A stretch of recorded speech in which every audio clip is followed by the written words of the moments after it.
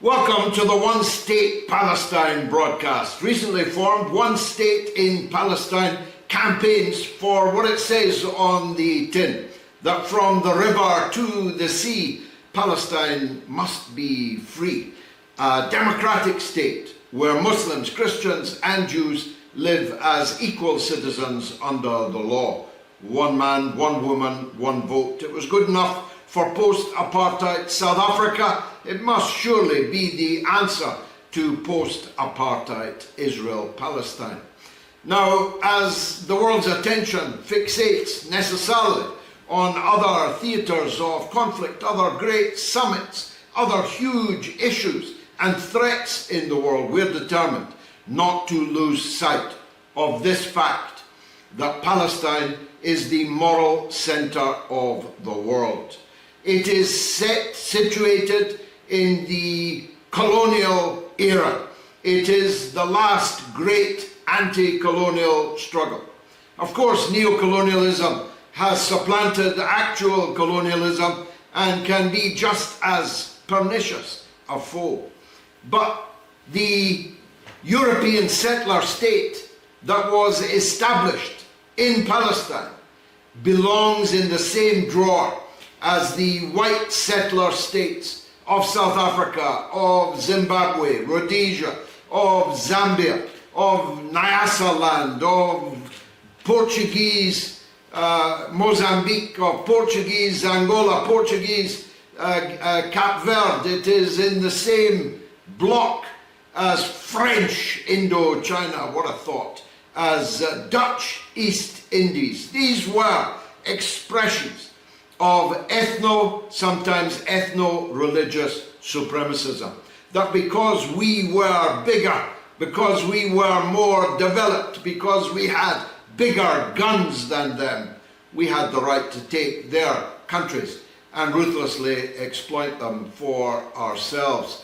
And, for that matter, seizing not only the land and the resources of those countries, but in the era of slavery, to take the very human beings themselves and transport them in chains in the bowels of ships across the Atlantic, to work them then as beasts of burden. Israel-Palestine belongs in that same box.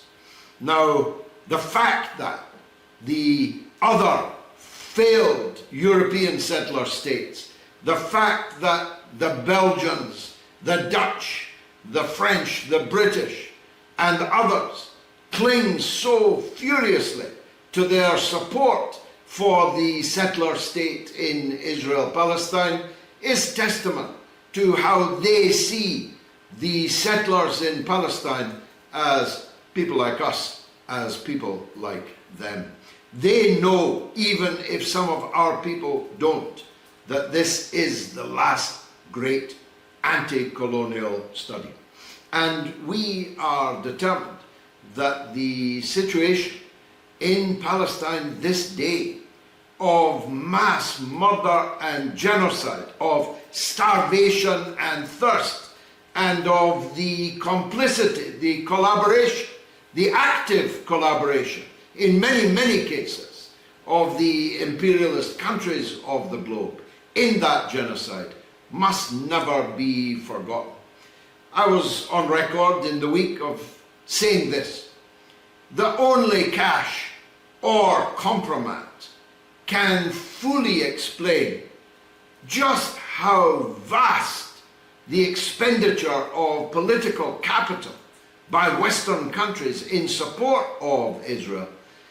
But there is a third reason, and I've just alluded to it. And that third reason is that they are not ready to let the idea of colonialism die.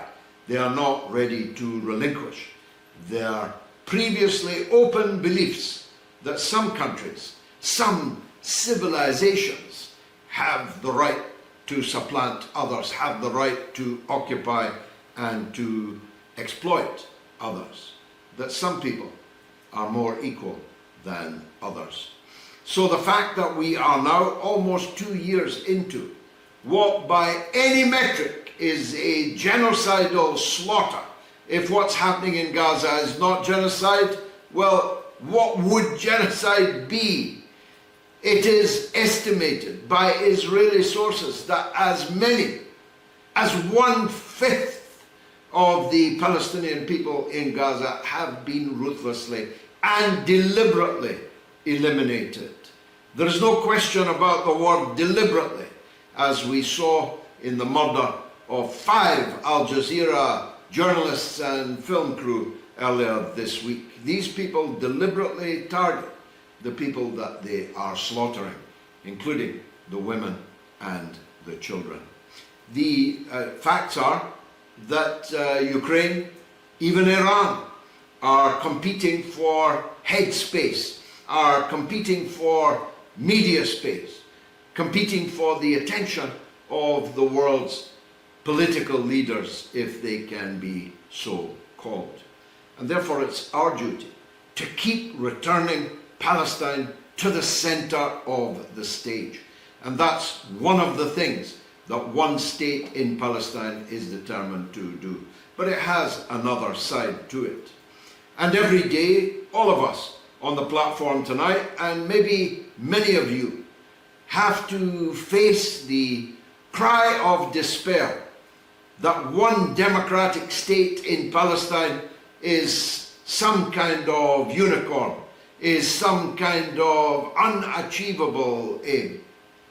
Some of the people who say that try to pretend, or have maybe even fooled themselves, that the so-called two-state solution, which isn't even a solution, even if it were implemented, has some chance of being realized. Smotrich today gave a license for thousands more illegal settlement houses and other installations at the gigantic settlement of Ma'ale Adumim, just outside Jerusalem. To call it a settlement is a misnomer. Ma'ale Adumim is like a medium-sized city. It is skyscrapers, it is sprinklers and lawns and swimming pools and schools and facilities of all kinds. These settlements are never going to be removed as part of any two-state solution. And hundreds of thousands of illegal Israeli settlers are now fully ensconced on the land that was earmarked in 1993 as the territory of the Palestinian state within a two-state solution. So unless you're going to say to me that Netayahu, Ben-Gvir, Smotrich are going to knock all these settlements down, are going to drag all these settlers off this land, then where is the Palestinian state going to be in a two-state solution? In any case, the Israelis have made it plain. The Knesset 2 weeks ago passed a resolution with a tiny handful against to declare that the West Bank was part of Israel. Netanyahu himself, ruminating on television just a day or two ago, told us how attached he was to the greater Israel concept.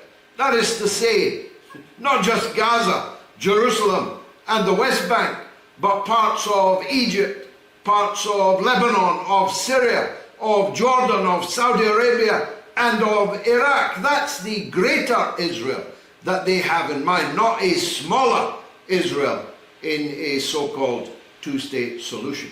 But even if there had been a two-state solution implemented, what about the millions of Palestinians in exile across the globe? What about their inalienable right to return that was specifically excluded by the two-state solution? Why am I dwelling on this?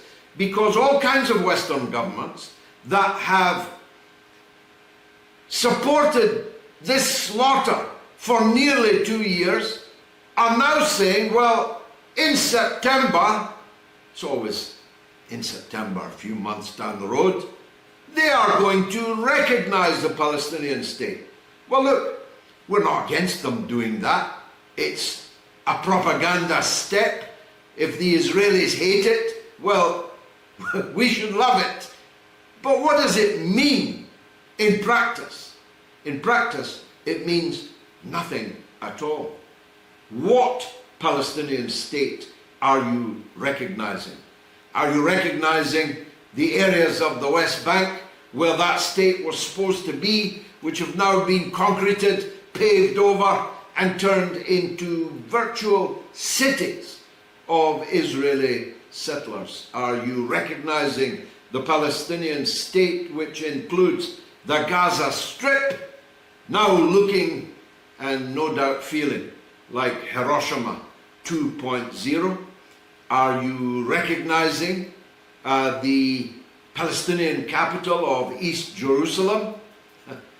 They used to talk about maybe nudging the map a little bit so that some places like Silwan, which are not even in Jerusalem, could be called Jerusalem, and that could be the capital of the Palestinian state. Well, Israel is busy knocking down Palestinian homes, knocking down, sequestering and seizing religious properties belonging to Armenians, belonging to other Christian denominations.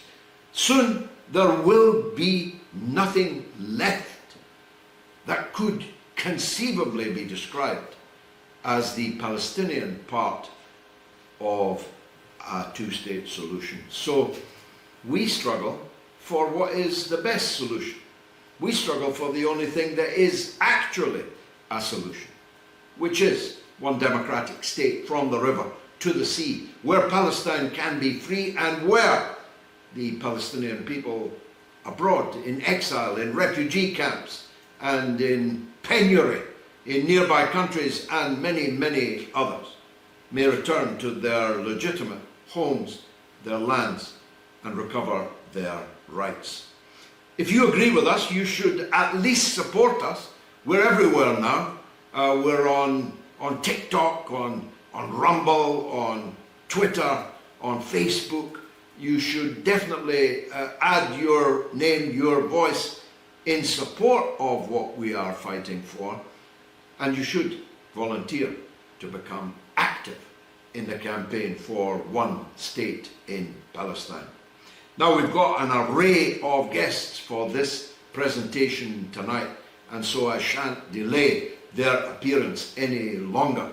First up is Mr. Ousman Noor, who is a barrister and is the founder of Protest Palestine, and, for that matter, we hope will accept my invitation to be the leader of one state in Palestine. Ousman, the floor is yours. Tell us how you see things. Thank you, George. You're absolutely right in acknowledging the necessity, the reality of the one-state project.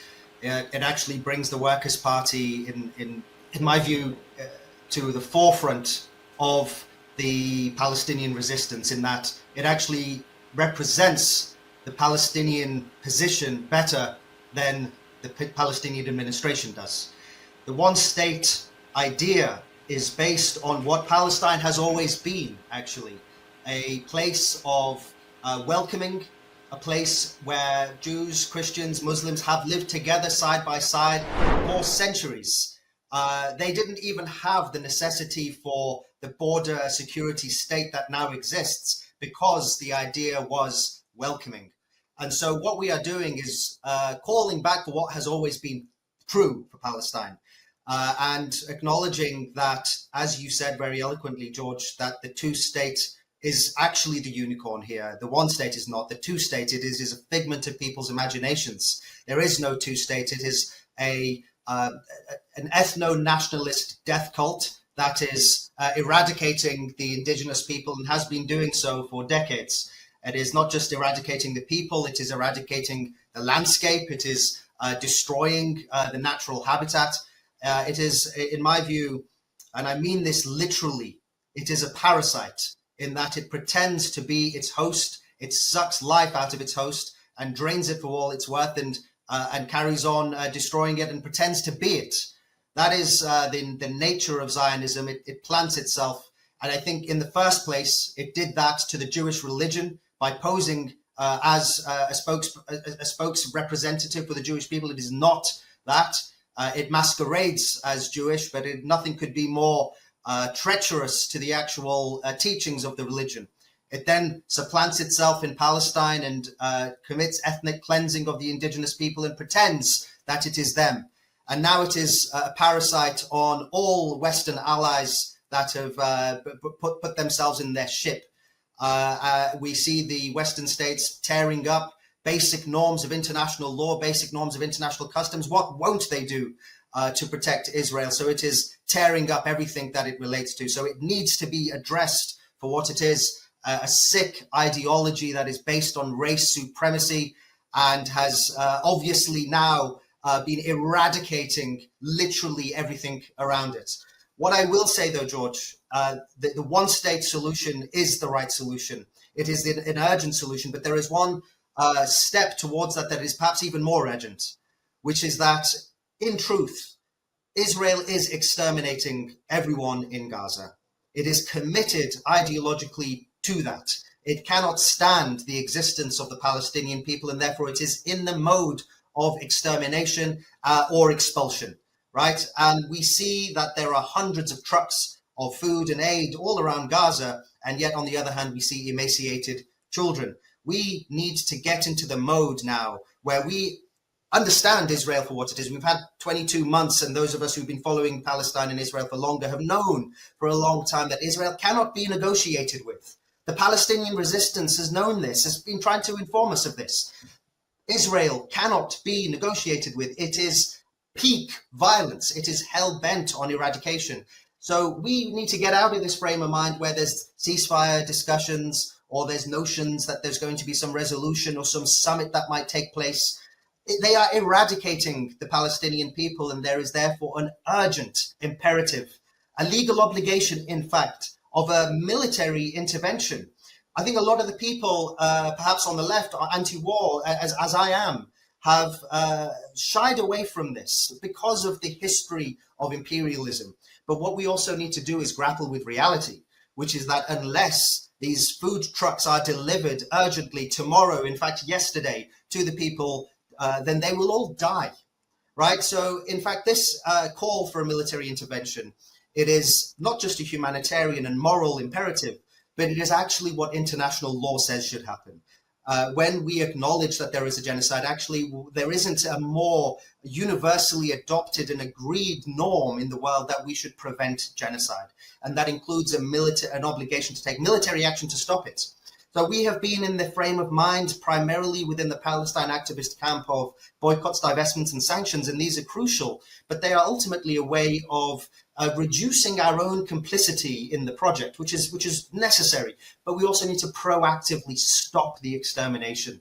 We have seen attempts made by civilians like the Freedom Flotilla. I was on the march to Gaza where we tried to get to the border. More of these flotillas are coming, and Israel is simply either bombing them or kidnapping the people on board.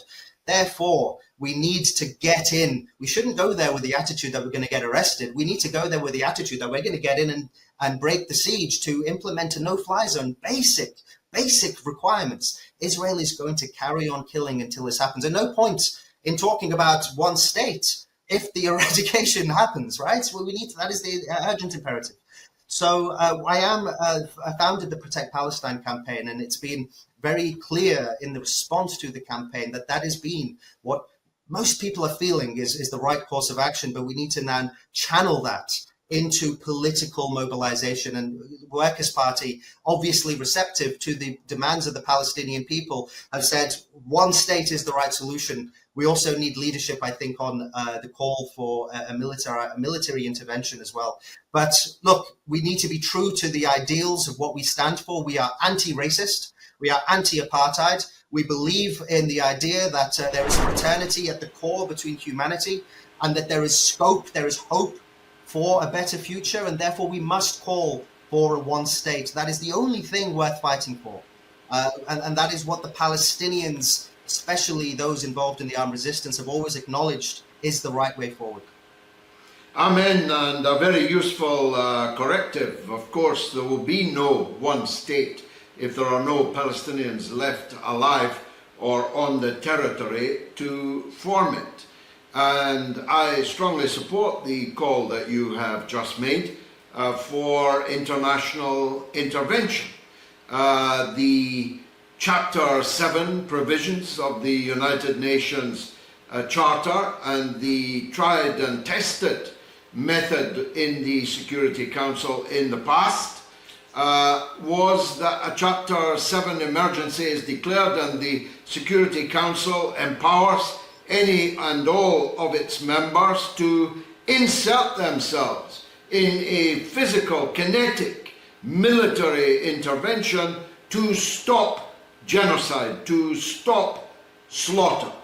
Now, of course, the United States would veto any such Chapter 7 resolution. But then we, perhaps unusually, can rely on the new doctrine of RTP, the right to protect, which Tony Blair and Bill Clinton invented in Chicago in the 1990s, and which was used to justify the intervention of big powers in what they said were genocidal situations when they could not get agreement in the Security Council. So my position is, Chapter 7 now, if America vetoes it, then the willing should form a coalition and should enter the Gaza Strip to bring the killing to a halt. That's not just moral, that's not just the right thing to do, it is the only legal course of action. It is illegal to see a genocide going on and not to do everything that you can to bring it to an end. And this is, as you say, been slow to be picked up by people on the left because it looked like another foreign intervention. But frankly, this has reached such a critical stage that there can be no justification for big powers, especially big powers like China, big powers like Russia, big powers like Turkey, for standing on the sidelines and wringing their hands whilst an entire people are exterminated. Thank you, Ousman. Let's turn to Dr. Rahmeh Aladwan, who is herself part Palestinian and a British NHS doctor. Doctor, welcome to One State Palestine and this broadcast. Give us your perspective, please, on these issues. Thank you for having me. I would like to echo what you said regarding the journalists that were brutally assassinated 3.5 days ago, and mention Anas Sharif. I personally knew Anas, and just like for me, he was family. I'm sure it was to millions of others across the world, and the grief is heavy. But I'd like to mention what he said in his will, which was that he grew up knowing that his family were from Al-Majdan, Asqalan, which is a mere 10 minutes from Jabalia, beyond the military fence that they are trapped inside of in Gaza. And he said that he'd hoped that he would go home. And I think that relates to the one state, because his family, his grandparents, great-grandparents, obviously grew up in Asqalan, and it was Jewish refugees that came by boat to Asqalan and expelled his family at gunpoint, forced them away from their homes. And his family, along with 250,000 other Palestinians, were driven into Gaza, what is now Gaza, because original Gaza is not Gaza now, it actually extends further. But these were the colonial borders imposed on them by the entity that was then established during the Nakba. But that's relates exactly to the one state, because for Palestinians, their liberation struggle is guided by the principles of Palestinian liberation. They're called al-Thawabit, and these were formed from the National Charter in 1960 and finalized in 1968. So Palestinians have actually already decided what their liberation looks like. And I think people don't get to see this, because when you look at mainstream media, especially in the West, you will have Israeli officials, you will have IOF spokespeople, you might have anti-Zionist Jews, and you might have people speaking that are on the pro-Palestine side. But never do you see a Palestinian official, never do you see a Palestinian from Gaza, a journalist from Gaza speak to the Western public. And I think that's where this narrative gets lost. The Thawabit were decided upon unanimously by all political factions in 1968. And they are that Palestine is Arab from the river to the sea, and Al-Quds, Jerusalem, is its capital. That's exactly what you're saying with the one state. So if anything, you've stepped into the actual narrative of Palestinians, which everybody else has been speaking in terms that do not align with what Palestinians have already decided. And the rest are that, armed resistance is a right enshrined in international law.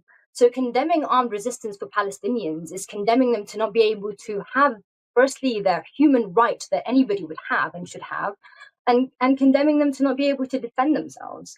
And the third one is that we don't normalize. So Israel is a terrorist entity. It was established through terrorism against the British forces first to drive them out, and then Palestinians second, and it has continued, established on genocide, continues on genocide, and now a full-blown Holocaust. So we don't actually recognize that Israel exists. For us, it just sits on top of Palestine, and the goal is that it is dismantled and Palestine can breathe and it's free. And so we don't normalize, we don't recognize that it exists, we don't normalize relations with it, and we don't normalize with organizations or individuals who recognize it, because it contradicts the principles. And if we don't have the principles that we're aligned on, then we're never going to achieve our goal. And I think the main point in the Thawabit, the principles that might differ from what you're talking about, is that obviously the colonialism in Palestine, it's a settler colony made up of European Jews that arrived, but it was started through religious groups, Jewish religious groups. Actually, the first Jewish-only settlement created in Palestine were Jews from Jerusalem in Palestine who went over to Jaffa and tried to establish a Jewish-only settlement driven by religious messianic beliefs to take over Palestine and establish what is called in the Torah as Eretz Israel, which is what more religious Jews will pray to, next year in Jerusalem, etc. So, of course, there is what they say is an ethno-nationalist element, but there is a very big religious element. And I think we are doing ourselves a disservice if we don't talk about the theological grounding, whether political Zionism came later, so the religious groups started to migrate to Palestine with religious aspirations to take over Palestine, and political Zionism came later and propagated it and validated it through political means. And that's how then you had more mass immigration, and they call it birthright aliyah. Basically, it's manifest destiny, right? But the first aliyah was religious, and it was in 1881. So this is the final principle of liberation, which is that pre-1880 Jews in Palestine are Palestinian Jews. The ones that came up after that are not Palestinian Jews and are actually colonial Jewish refugees who have spent the past 100 years benefiting from an apartheid genocidal system that benefits Jews at the expense of Christians and Muslims. So I think it's a great step, the one state, and the next step to that would be to talk about decolonization. Of course, Palestine will be open to everybody. That's how it was before. But at the end of the day, if we want to see Palestinians as equals, we want to make sure that we understand that when the 7 million Palestinians in exile come back, they will choose what happens. They will decide what kind of government. They will decide if they want to be secular or not. That's our position, is to support them and what they want for their future. That's how we see them as equals. Well, of course, and I didn't use the word secular, I said democratic, and the democratic state of Palestine will have to decide its own composition. But the inalienable right of the 7 million Palestinians living outside of the country to return to their country has to be a basic principle of our campaign, and it is.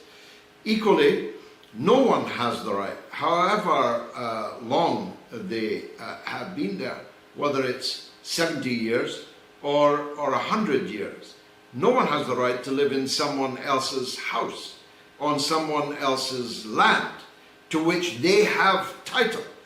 It doesn't matter if you were able to drive away the rightful owners of the house, of the land, of the farm. It doesn't matter if they then have died. Their children and their children will always be the rightful owners of that land. No doubt, some of today's Israelis would, just as some of today's white South Africans after apartheid, would choose to leave. I personally think the great majority of them would choose to leave because they have enjoyed living as the supremacists, as the chosen ones, on someone else's land, in someone else's house, and they're not ready to make way for the returning rightful owners.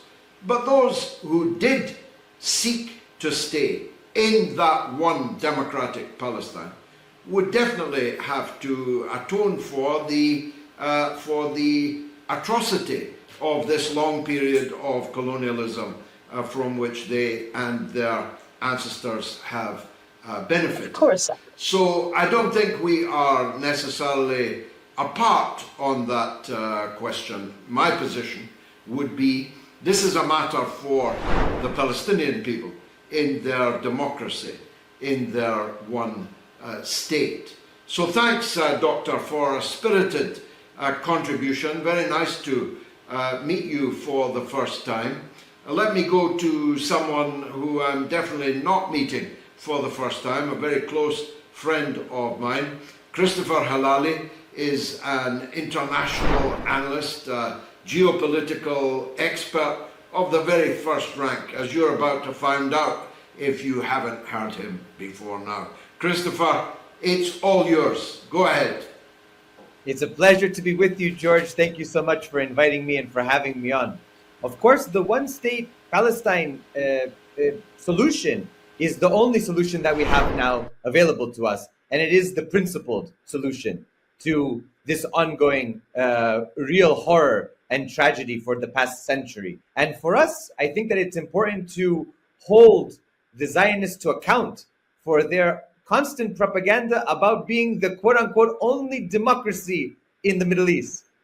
They always, you know this, it's the common refrain, we are the only democracy in the region. Okay, if you are a democracy, give democracy to everyone, including the people you occupy, including the people that you control, including the people that are under your military observation and structures and terror.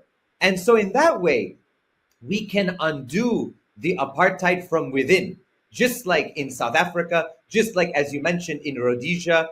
Of course, there was an armed struggle, which was very important, but the moral call was a critical component. And the moral call didn't only come from Black South Africans or Blacks in Rhodesia, eventually Zimbabwe. It came from also Jews, as you yourself have noted many times, very prominent Jews in South Africa and in Europe and in the US and abroad were campaigning for an end to apartheid. And very prominent Jews today, by the millions, are fighting for a free Palestine because they say, once again, not in our name. And I think it's important to recognize that the land of Palestine is for everyone, for Christians, Muslims, Jews, Druze, for agnostics, for atheists, for whatever you want. It has always been that. It has always been an area where the three major Abrahamic faiths have come to pray in their respective areas, in their respective ways and traditions, but also a place where many could find a home and refuge. many other minorities, including Kurds, including Alawites, including Druze, including Greeks, many others of all shapes and sizes and identities. And I think that that's so critical at this point that clearly, I think we can at first say that the Zionist project, as is well established, is a racist project. The UN General Assembly already approved that and recognized that in 1975, as we are familiar with. That Zionism is a form of racism, is a form of racial discrimination. If that is the case, there can be no future for everyone in that land if, of course, it is a land that is ultimately for only one group, that it privileges only one strata of that society. So, of course, the nation state law that was passed just a few years ago violates any principle of democracy, violates the basic human rights and human dignity of all of the people of that land, because it says that this is inherently a Jewish state, and only Jews in this state have the right to self-determination. Well, of course, you cannot have a state like that at this point that is solely ethno-religious and claim at the same time, claim simultaneously that it is somehow a democratic state and a state that is upholding human rights, human values, and human dignity. It simply isn't the case. You can have an ethno-religious state, but that state is ultimately one that is fascistic, one that violates the basic dignity of people who do not constitute the majority or the included group, the group that is recognized by law. And ultimately, it cannot have any claim to any moral or ethical compass because it excludes others from its own fruits of the state and ultimately of the rights that the state provides. So I think that the one state project, which has been pushed by many, and we know many of our friends like Ilan Pape and many others have been talking about this for many, many years, that ultimately the Zionist project is going to come to a head when it has to confront the reality that it controls the lives and destinies of millions of people under its control and under its regime, its legal regime, its military regime, its political regime. And with that, it ultimately will have to come to a crossroads, whether it will continue to ethnically cleanse and commit this horrific genocide, not only in Gaza, but also in the West Bank and in occupied East Jerusalem, or if we are going to campaign hard enough to say that that state can no longer be an apartheid state, it must be a state for everyone. And that is regardless of their ethnic, religious identity. That's the real crux of what we are speaking about here. One state from the river to the sea for rights for everyone. You know as well as I do that these settlers, which number now over 800,000 in the occupied West Bank, they're not going anywhere at this point. And if they are forced out, it will not be like Gaza 2 decades ago where settlers were forced out and dragged from their houses. We're going to see armed conflict. Already, Israeli media is speaking about civil war as a possibility within Israeli society, given the factions that exist between religious Jews who don't want to serve in the so-called Israeli Defense Forces, given the fact that there are secular Jews who are having big issues with the religious side. There's a lot of fragmentation. Of course, there's an overwhelming majority that are very much fascistic and very much supportive of the genocidal policies. But there is still divisions within Israeli society. And Netanyahu is not so strong in his political position. He has an ongoing case. So the society itself is also very much on shaky ground. It's a house of cards built on sand. It's only a matter of time before its internal contradictions basically bring us to a point where we have to deal with these head on. And I think that our campaign, One State Palestine, and the global campaign for Palestine can ultimately affect a major transformation and change by really pushing for an inclusive state for everyone. Hold them accountable and say, okay, you want to be democratic, give the rights to all of the people that you occupy. And if those rights are given, of course, you ultimately run into the demographic situation, which of course is the biggest fear for the Israelis, that they are going to be outnumbered. But that's just the reality of the case. They came to a land already populated. you say it oftentimes that, well, one group of people promise another group of people a third, group of people's land. And ultimately, the Palestinian people had no say in this situation, but they deserve a say now. If the West wants to continue to push that they have some moral compass, some ethical codes, some principles of human rights, then ultimately the only solution is to guarantee those rights for everyone from the river to the sea and let the politics play out. But if it's going to be democratic, then the ballot box has to be respected. The ballot box was not respected in Gaza, as we well know, and the ballot box has not been respected in many parts of the region and in large part around the world if it doesn't conform to what the West wants. But we must respect ultimately what that ballot box will look like. This two-state solution for me is dead at this point. I cannot foresee any real, tangible path forward for the two-state solution at this point.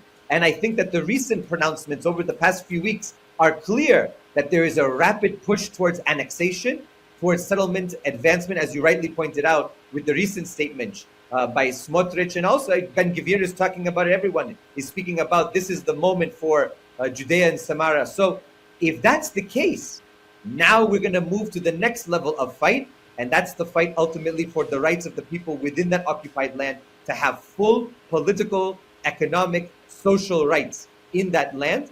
Even if they are occupied, they deserve a right at the ballot box, and that ballot box will decide the future of that land. And we know where that land will go if everyone is guaranteed that right in that land, both 48 borders and now all of the occupied territories, the entirety of historic Palestine. If it's given the right, we know that the Zionist project will fail the next day.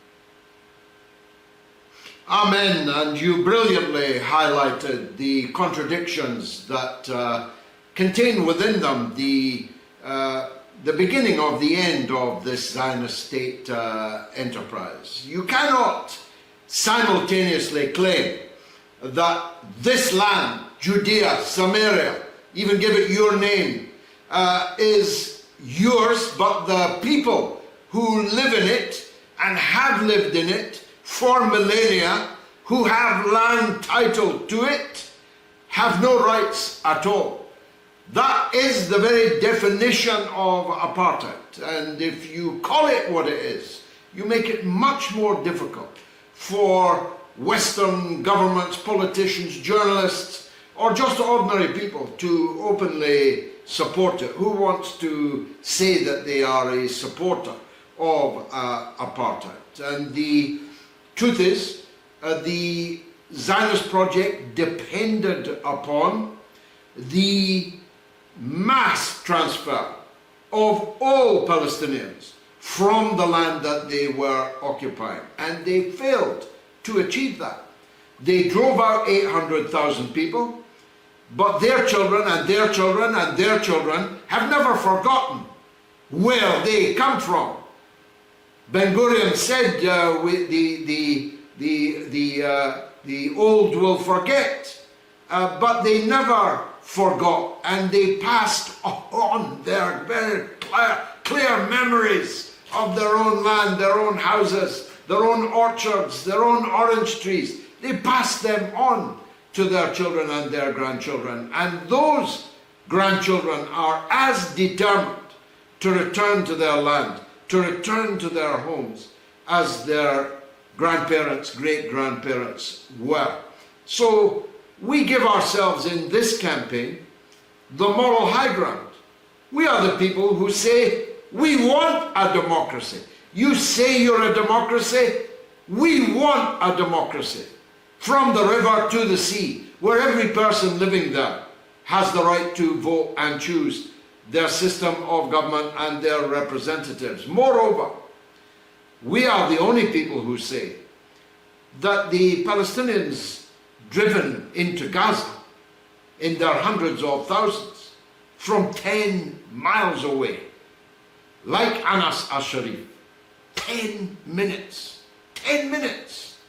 away is his house, his land, but he lived and he died in a refugee camp called Jabalia in Gaza, able to see through the fence his own house, his own land but never to be allowed to return to it. This cannot be accepted by any normal person. It is called an inalienable right for a reason. It's a right that no one can take away from you. It is your inalienable human legal right to return to the land from which you have been driven, however long it takes, however many generations that it takes.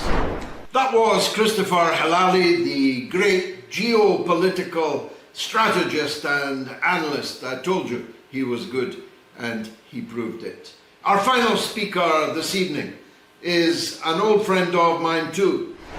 She and I travelled to Iraq under sanctions, under bombardment, and under the threat of cataclysmic war. And from Iraq, we went directly to the occupied Palestinian territories of Jenin and the Jenin refugee camp, which, like the Jabalia camp in Gaza, is a camp where from the rooftops you can actually see your own house and your own land occupied by foreigners who came from New York, from London, from Paris, or from Moscow.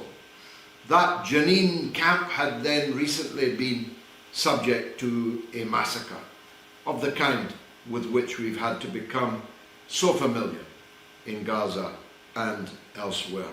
She is Yvonne Ridley. She is a journalist of note, a journalist and broadcaster and political activist, and the lead candidate for the Workers' Party in the upcoming Scottish Parliament elections in Glasgow in May of next year. She will be the final speaker. Yvonne Ridley, the floor is yours. Thank you, George. Well, I was so impressed when you and Chris Williamson unveiled the one solution, one state, one Palestine. And it is so obvious because you just have to look at the map of Palestine at the moment and all those little bantustans that are in the occupied West Bank. And then, of course, there is Gaza. And there is no way in God's earth that you could see a two-state solution being a reality. And anybody with the slightest degree of common sense would be able to look at that map, that ever-shrinking map, and see that it is impossible for the Palestinians to live in a two-state. And this was not lost at all on the founder of Hamas, Sheikh Ahmed Yassin, who he was a quadriplegic and partially blind, but he was the spiritual leader of the of Hamas, and he could see quite clearly that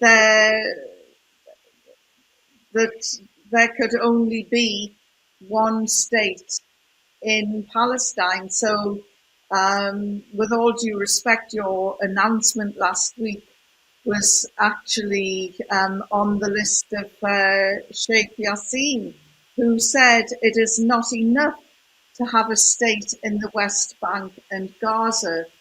The best solution is to let all Christians, Jews and Muslims live in Palestine. Now, then, you were talking earlier about from the river to the sea, and we've had Zionists up in arms saying this is an anti-Semitic saying. Again, they've dominated this narrative, and anyone who challenges it is called anti-Semitic. And yet the whole world says nothing, as it did yesterday when Benjamin Netanyahu talked about his vision for a greater Israel, which would take a big chunk of Egypt and Jordan and part of Saudi Arabia and part of Yemen, and basically a land grab of a huge swathe of the Middle East. but nobody jumps up and down and says he wants to wipe Palestine off the map, which he does, and he's made that quite clear in his treatment of Gaza. But he also wants to wipe off part of Egypt, part of Jordan, and nobody challenged him when he made this announcement just yesterday on one of the Israeli channels, that he feels very attached, and he's invoking this religious vision that he's having of a greater Israel. And he, in fact, said during this interview yesterday that he's on a historic and spiritual mission. Now, can you imagine if the Hamas leadership started talking like this? It would be a cause for another war. And I do wish that the Arab nations would grow a spine. And this was something that really shocked me when you took me to Jenin. We listened to the mayor of Jenin give us a military briefing of what was happening in Jenin, and at that time there was a massacre, and they had to stop fighting, not because they wanted to surrender, but because the siege into Jenin was so tight that they couldn't get any, not even a single bullet through the siege from their Arab neighbours. You know, and I'm sick of hearing about the Arab neighbours who despair about what's happening in Palestine. They held that siege so tight on their brothers and sisters in Jenin that not even one single bullet could be smuggled in. And the resistance, which has a perfectly legal right under international law to resist the occupation, the resistance had to give up. They didn't want to surrender, and it would be wrong to say that they surrendered, but they had no ammunition. They had run out of weaponry, and it was shocking to me to realise that the Arab states don't have a great affinity with the Palestinian people, although the Arab people do. And I really despair of the Arab people because, you know, if they just had the guts to rise up, and it's easy for me saying that sitting in Scotland, but if the Arab people just had the guts to rise up, they would see that these powerful Arab leaders are not as powerful as they want us all to believe. And the anger coming out of Gaza towards the neighboring Arab nations is really palpable. And I have often said that if Algeria and Turkey were neighbours of Palestine, it would have been liberated by now, in my humble opinion. But well, your opinions are seldom humble. They are your own, and you defend them with spirit and eloquence, as you have done again this evening. Just for the record, we as an organisation do not support any specific Palestinian organisation, not at all. We all have different friends and relations, if you like. I myself have long been a supporter of the Arafatist camp and of the imprisoned leader Marwan al-Barghouti, who I happen to believe would be the best president for the Palestinian state. But others have different points of view. Some are of the left, some are of the religious, currents and points of view. None of that is of any importance. Neither is our campaign in any way a blow against people who don't support the one-state solution inside Palestine. This is not against anybody.